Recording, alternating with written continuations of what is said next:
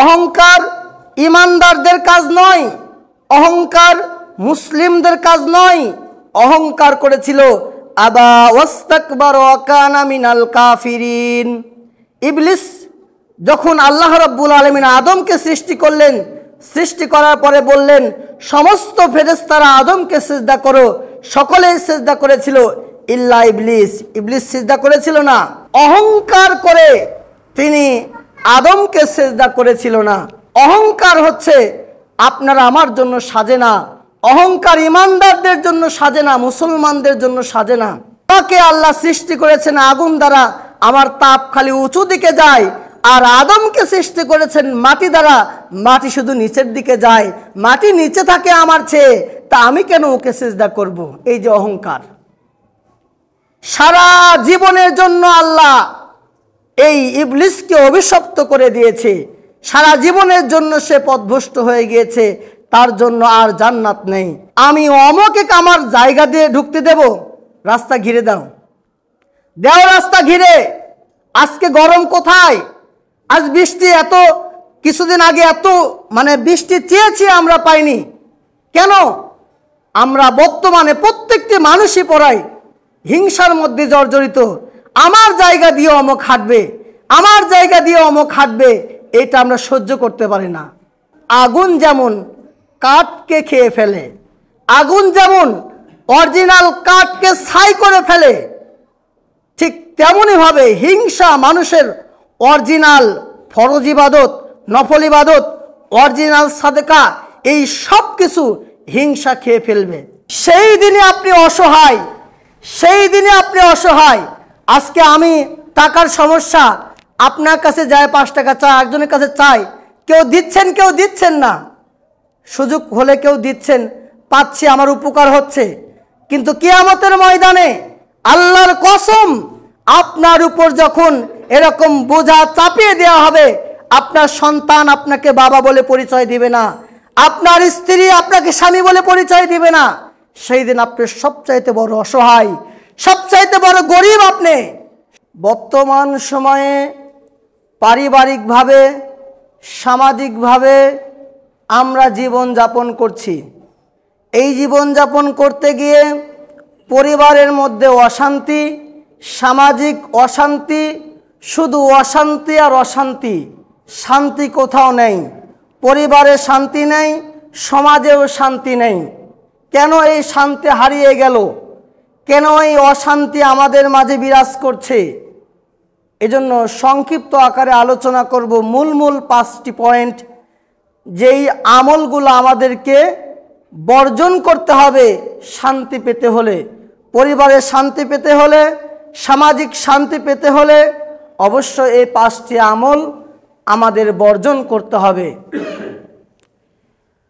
1 number যেই কাজটি আমাদের বর্জন করতে হবে সেটা হলো অহংকার। দেখেন, আজ অহংকারের কারণে পরিবারের মধ্যে শান্তি নেই। আমি বড় ভাই, আমার কোটি কোটি টাকা, আর আমার ছোট ভাইয়ের কিচ্ছু নেই, ওকে আমি হেও মনে করছি, মানুষ মনে করি না, ওকে আমি অহংকার করে চলাফেরা করি। ও ভুলে গিয়েছি ও আমার ভাই।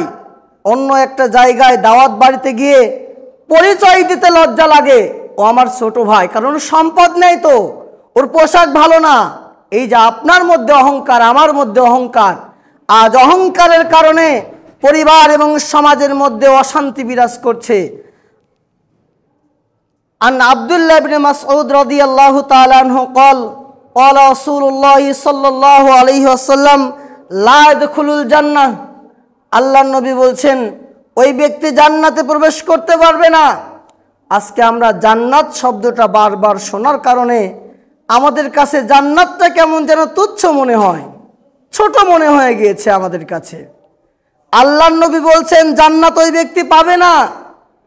কোন ব্যক্তি? মান কানা ফি কলবিহি মিসকাল যাররা, যার মধ্যে সরিষার দানা তার চেয়েও ছোট যাররা পরিমাণ অহংকার যার মধ্যে আছেন, ওই ব্যক্তির জন্য জান্নাত নেই। সম্মানিত উপস্থিতি, আমরা কোথায় আছি দেখেন তো, আমি সহ সকলেই দেখেন তো, অহংকার, এই যাররা পরিমাণ অহংকার কার মধ্যে নেই?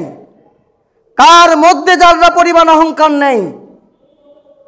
আর এই অহংকার যাররা পরিমাণ থাকার কারণে ইহকালও হারিয়ে যাবে আপনার আমার, পরকালও হারিয়ে যাবে আপনার আমার।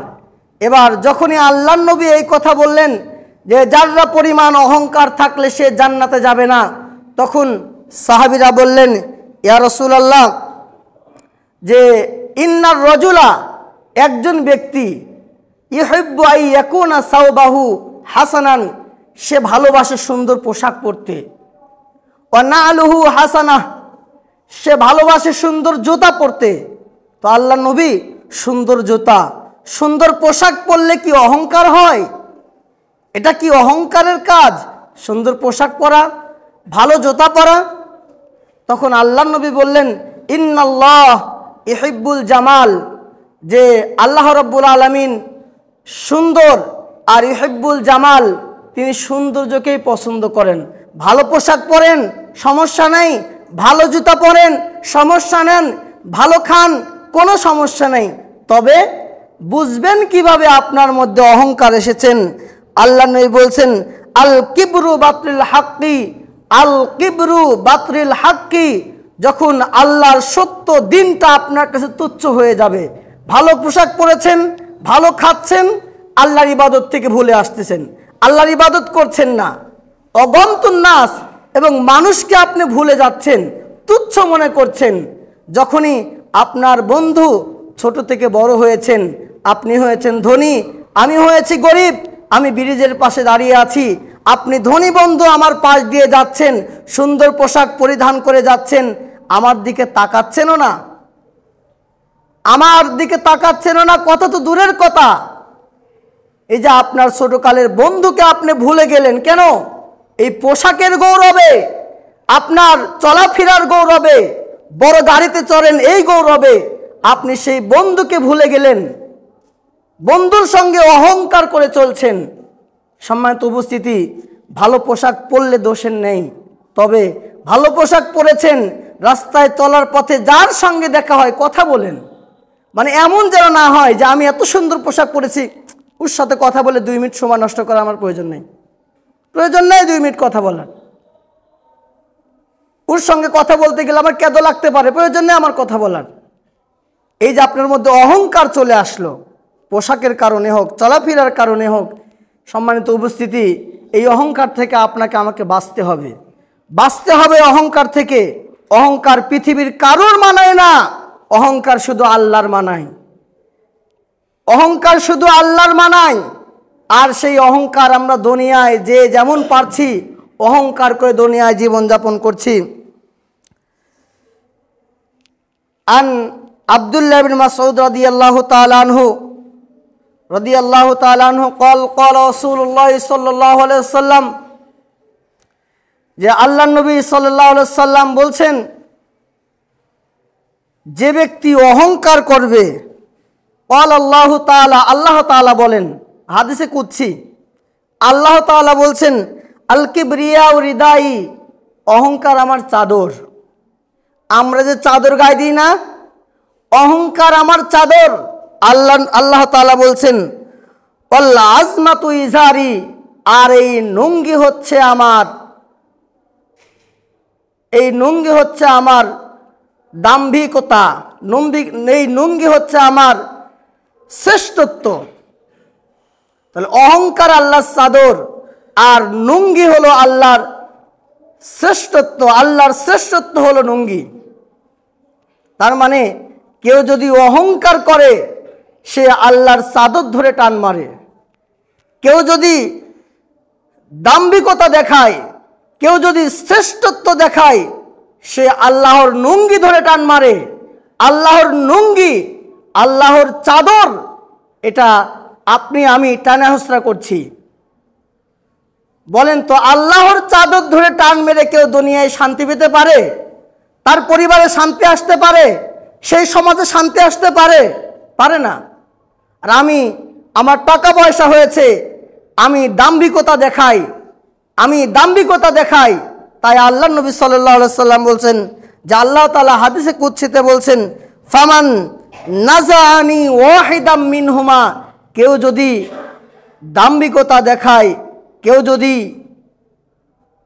অহংকার করে, এই দুইটা হচ্ছে আমার জন্যই সাজে, কেউ যদি এই দুইটা করে আমার সঙ্গে শরীক হতে চায়, আল্লাহ তাআলা বলছেন ফাকাজতুহু ফিন্নারি, আমি আল্লাহ রাব্বুল আলামিন তার জন্য জাহান্নাম রেডি করে রেখেছি।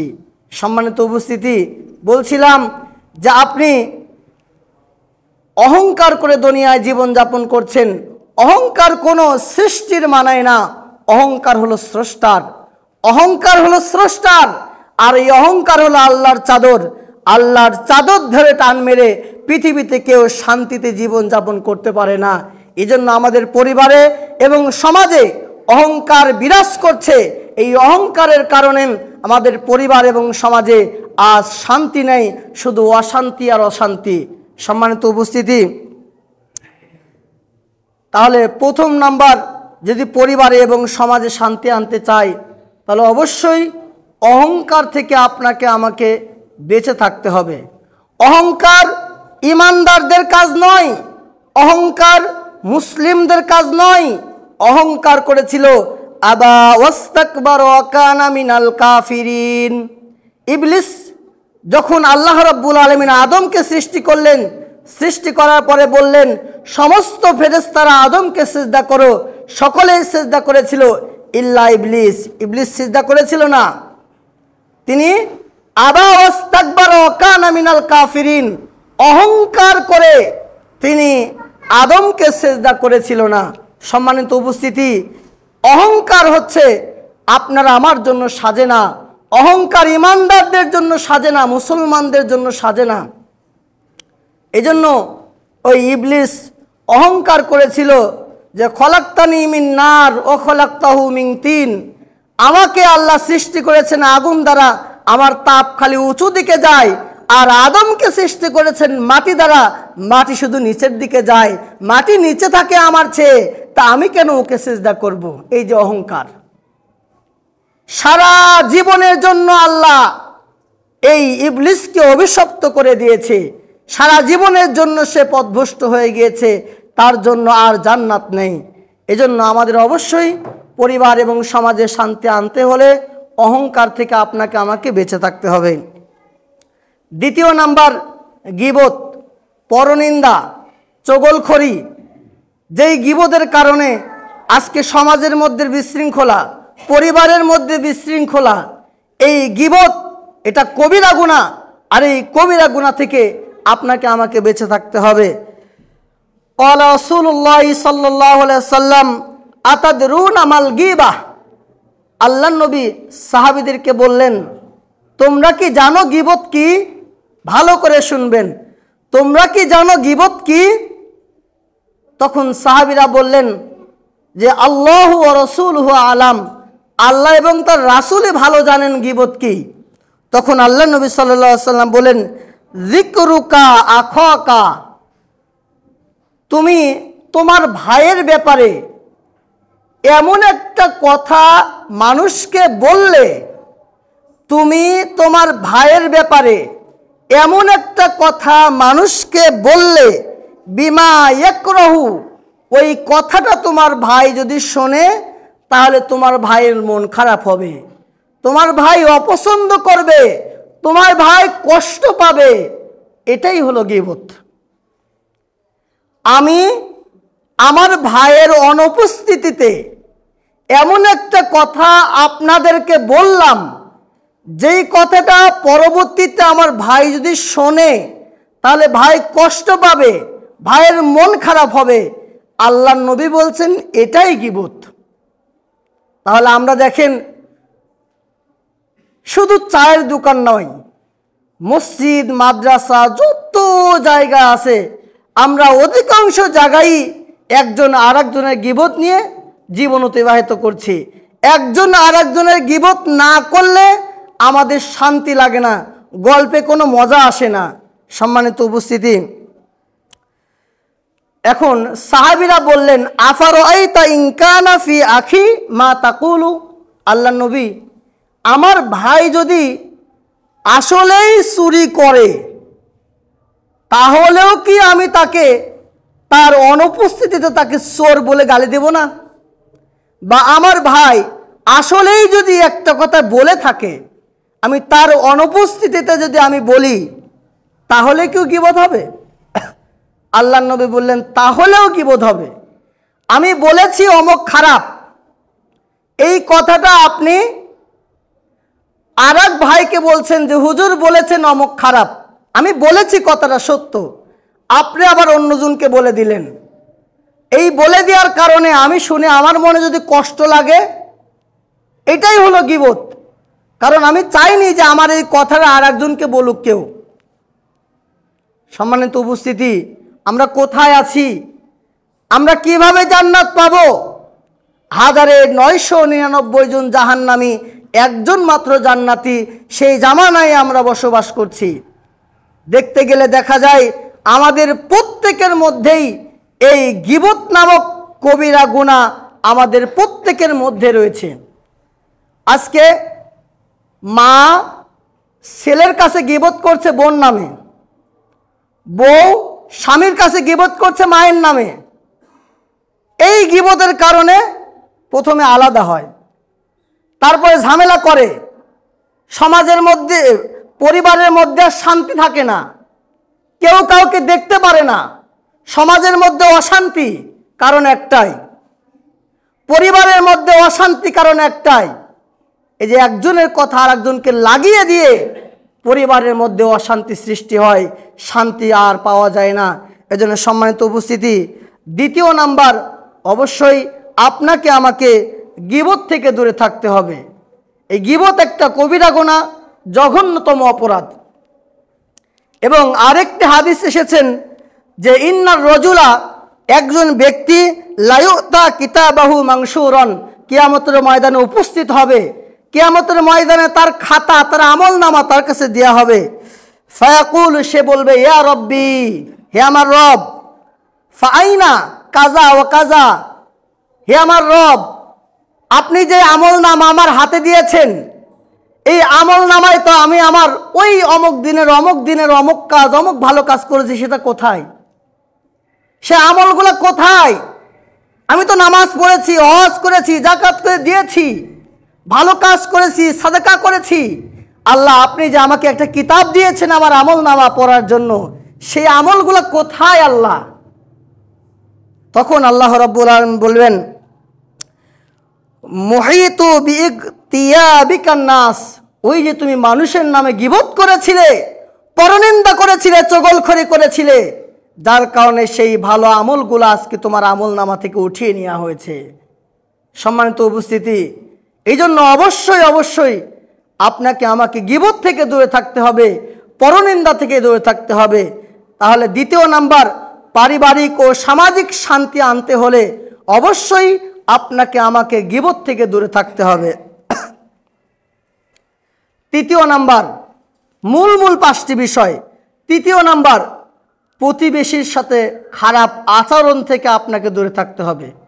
প্রতিবেশী হতে পারে আপনার ছোট ভাই, প্রতিবেশী হতে পারে আপনার বড় ভাই, প্রতিবেশী হতে পারে আপনার স্বাস্থ্য চাচা, প্রতিবেশী হতে পারে আপনার দোকানের কর্মচারী, প্রতিবেশী হতে পারে আপনার দোকানের পার্শ্ববর্তী দোকান, এগুলো আপনার প্রতিবেশী। আর এই প্রতিবেশীর সঙ্গে ভালো ব্যবহারের আদেশ আল্লাহ নবী সাল্লাল্লাহু আলাইহি ওয়াসাল্লাম দিয়েছেন। সম্মানিত উপস্থিতি, আল্লাহ নবী সাল্লাল্লাহু আলাইহি ওয়াসাল্লাম বলছেন লা ইয়াদখুলুল জান্নাহ, ওই ব্যক্তি জান্নাতে প্রবেশ করবে না, মান লা ইউমিনু জারহু বাওয়াইকাহু, যেই ব্যক্তির থেকে তার প্রতিবেশী নিরাপদ নয়। আমার থেকে যদি আমার প্রতিবেশী নিরাপদ না থাকে, তাহলে আল্লাহর নবী বলছেন ওই ব্যক্তি জান্নাতই পাবে না।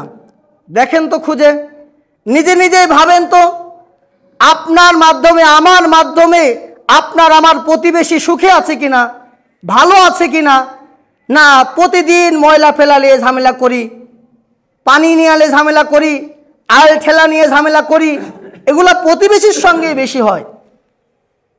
তা আল্লাহ নবী সাল্লাল্লাহু আলাইহি ওয়াসাল্লাম বলছেন যে ওই ব্যক্তি জান্নাতে যাবে না যেই ব্যক্তি প্রতিবেশীর সঙ্গে খারাপ আচরণ করে, খারাপ ব্যবহার করে, ভাই ভাইয়ের সঙ্গে খারাপ ব্যবহার করে, আত্মীয় স্বজনের সঙ্গে খারাপ ব্যবহার করে, এক দোকান পাশের দোকানদারের সঙ্গে খারাপ ব্যবহার করে, এটা অন্যায়। আর এইভাবে আপনি আমি প্রতিবেশীর সাথে খারাপ ব্যবহার করে কোনোদিন শান্তি আনতে পারবো না। আল্লাহ নবী সাল্লাল্লাহু আলাইহি সাল্লামের কাছে এক ব্যক্তি অভিযোগ করলেন, আল্লাহ নবী, আমার অমুক ব্যক্তি, আমার প্রতিবেশী আমাকে খুব জ্বালায়, খুব নির্যাতন করে। আল্লাহ নবী, আমি এখন কি করব? আল্লাহ নবী বললেন, তুমি যাও, তোমার বাসায় যাও, তোমার বাসায় গিয়ে তোমার হাঁড়ি পাতিলগুলো তুমি বাইরে ফেলে দাও। সাহাবী গেলেন, হাঁড়ি পাতিল, নিজ ঘরের হাঁড়ি পাতিল বাইরে ফেলে দিল। মানুষজন জড়া হলো, কি হয়েছে? এই হাঁড়ি পাতিলগুলো বাইরে ফেলে দিলে কেন? তখন বলছেন, আল্লাহ নবীর কাছে গিয়েছিলাম, আল্লাহ নবীকে যখন অভিযোগ করলাম আমার প্রতিবেশী খারাপ, আমাকে জ্বালায়, নির্যাতন করে, আল্লাহ নবী বললেন তুমি এই কাজ করো, তাই আমি করেছি। তখন ওই যত মানুষ জড়ো হয়েছিল সব মানুষগুলা ওই প্রতিবেশীর উপর লানত করলো যে এমন প্রতিবেশী থাকার চেয়ে না থাকাই ভালো, এমন প্রতিবেশী থাকার চেয়ে না থাকাই ভালো যে প্রতিবেশী সবসময় মানুষকে কষ্ট দেয়, এই প্রতিবেশী থাকার চেয়ে না থাকাই ভালো। এই বলে ওই মানুষগুলা তাকে লানত করলো। এমনকি আল্লাহ নবী বলছেন, যেই মানুষ তার প্রতিবেশীকে কষ্ট দেয় ওই মানুষকে আল্লাহ লানত করে, আল্লাহ অভিশাপ করে। সম্মানিত উপস্থিতি, অভিশপ্ত জীবন নিয়ে আপনি কি সুখী হতে পারবেন? অভিশপ্ত জীবন নিয়ে পরিবারকে শান্তি আনতে পারবেন? অভিশপ্ত জীবন নিয়ে সমাজে কি শান্তি আনতে পারবেন? পারবেন না। কারণ আপনাকে অভিশাপ করছে আমি, আপনি আমাকে অভিশাপ করছেন। আমি প্রতিবেশীকে কষ্ট দিচ্ছি মানে প্রতিনিয়ত প্রতিবেশী আমাকে অভিশাপ করে। আপনার বিল্ডিং বাড়ি পানি গড়াচ্ছেন না, আর একজন প্রতিবেশীর টিনের পাড়ে সব সময় পড়ে, পড়তে পড়তে টিন ছিদ্র হয়ে গেছে, পানি ভিতরে পড়ছে। ওই প্রতিবেশীকে আপনার জন্য দোয়া করে? কখনো দোয়া করে না, ও বদদোয়া করে, অভিশাপ করে। আর অভিশপ্ত জীবন কোনো সময় সুখের হয় না। অভিশপ্ত জীবনে কোনো সময় শান্তি আসতে পারে না। তাই সম্মানিত উপস্থিতি, তৃতীয় নাম্বার, আপনাকে আমাকে অবশ্যই প্রতিবেশীর সঙ্গে ভালো আচরণ করতে হবে। প্রতিবেশীর সঙ্গে খারাপ ব্যবহার থেকে আপনাকে আমাকে দূরে থাকতে হবে। ইমাম ইবনে আব্বাস রাদিয়াল্লাহু তাআলা আনহু ইবনু জুবাইর রাদিয়াল্লাহু তাআলা আনহুকে শোনানোর জন্য, জানানোর জন্য তিনি বললেন যে আমি নবী সাল্লাল্লাহু আলাইহি সাল্লামকে বলতে শুনেছি, লাইসাল মুমিনু, ওই ব্যক্তি ঈমানদারী নয়, ওই ব্যক্তি মুমিন নয়, আল্লাযী ইয়াশবাউ, যে ব্যক্তি পেট পরিপূর্ণ করে খাবার খেলো, ওয়া জারাহু জাইউন, কিন্তু তার প্রতিবেশী ক্ষুধার্ত অবস্থায় দিন রাত অতিবাহিত করছে। আল্লাহর নবী বলছেন ওই ব্যক্তি ঈমানদারী নয়। দেখেন, আপনি খান কোনো সমস্যা নেই, আমি খাই কোনো সমস্যা নেই, কিন্তু আপনি অনেক খাবার খাচ্ছেন, আপনার প্রতিবেশী না খেয়ে দিন রাত অতিবাহিত করছে, আপনি পরিতৃপ্ত হয়ে শান্তিতে পেট পূর্ণ করে খাবার খেয়ে ঘুমিয়ে আছেন। আল্লাহ নবী সাল্লাল্লাহু আলাইহি সাল্লাম বলছেন ওই ব্যক্তি ঈমানদারী নয়। তাহলে আমরা কোথায় আছি? আমরা কয়জন মানুষ ঈমানদারের দাবি করছি? কয়জন আমরা ঈমান নিয়ে দুনিয়ায় জীবন যাপন করছি? কয়জনের ব্রেনতে আসে না রে আমি খাচ্ছি, আমার প্রতিবেশী কি খাচ্ছে একটু দেখা দরকার। 10 বাড়ি না দেখলেও অন্তত পাশের 2 বাড়িটা আপনাকে দেখা উচিত। যদি আপনি ঈমানদার হতে চান, মুমিন হতে চান, তাহলে অবশ্যই আপনিও খাবেন, প্রতিবেশীদের দিকে লক্ষ্য রাখতে হবে তারা কি খায়, কিভাবে জীবন যাপন করেন। তাহলে তৃতীয় নাম্বার, আপনি যদি প্রতিবেশীর সঙ্গে ভালো ব্যবহার করেন, ও কিন্তু সব সময় আপনার সুখের দোয়া করবে। এই সমাজ যদি প্রতিবেশীর সঙ্গে ভালো ব্যবহার করে, সমাজের জন্য সুখের দোয়া করবে, আর সুখ শান্তি তখন আল্লাহ তাআলা দিবেন। কিন্তু প্রতিবেশীর সঙ্গে খারাপ ব্যবহার করবেন, প্রতিবেশী আপনার জন্য বদদোয়া করবে, আপনার প্রতি লানত করবে, অভিশাপ করবে। এজন্য পরিবার এবং সমাজে শান্তি আনতে হলে তৃতীয় নাম্বার, আমাদের প্রতিবেশীর সঙ্গে ভালো ব্যবহার করতে হবে, খারাপ ব্যবহার থেকে আপনাকে আমাকে দূরে চলে আসতে হবে। চতুর্থ নাম্বার, পরিবারে এবং সমাজে শান্তি প্রতিষ্ঠা যদি করতে চান, তাহলে হিংসা থেকে আপনাকে আমাকে বেঁচে থাকতে হবে। আজকে 2 কাঠার মালিক হয়েছেন আপনি, আপনার বাড়ি আছে, শপ আছে, এক্সট্রা 2 কাঠা কিনেছেন, এক পাশ দিয়ে মানুষ দীর্ঘ 20 বছর 30 বছর পায়ে হাঁটার রাস্তা আছে, আপনার এখন প্রয়োজন হচ্ছে না, তারপরেও আমি অমকে আমার জায়গা দিয়ে ঢুকতে দেব, রাস্তা ঘিরে দাও, দেও রাস্তা ঘিরে। আজকে গরম কোথায়? আজ বৃষ্টি এত কিছুদিন আগে এত বৃষ্টি চেয়েছি আমরা পাইনি কেন? আমরা বর্তমানে প্রত্যেকটি মানুষই পড়াই হিংসার মধ্যে জর্জরিত। আমার জায়গা দিয়ে অমক হাঁটবে, আমার জায়গা দিয়ে অমক হাঁটবে, এটা আমরা সহ্য করতে পারি না। অথচ আল্লাহ নবী সাল্লাল্লাহু আলাইহি সাল্লাম বলছেন, ইয়াকুম ওয়াল হাসাদু, তোমরা হিংসা থেকে বেঁচে থাকো। ফাইন্নাল হাসাদা, নিশ্চয় হিংসা, ইয়াকুলুল হাসানাত, আপনার সমস্ত ভালো আমল ভালো কাজকে হিংসা খেয়ে ফেলে। হিংসা কিভাবে খায়? কামা তাকুলুন নার, আগুন যেমন কাঠকে খেয়ে ফেলে, আগুন যেমন অরিজিনাল কাঠকে ছাই করে ফেলে, ঠিক তেমনইভাবে হিংসা মানুষের অরিজিনাল ফরজ ইবাদত, নফল ইবাদত, অরিজিনাল সাদকা, এই সব কিছু হিংসা খেয়ে ফেলবে। এই জন্য সম্মানিত উপস্থিতি, অবশ্যই আপনাকে আমাকে পরিবারে এবং সমাজে শান্তি আনতে হলে হিংসা থেকে দূরে থাকতে হবে।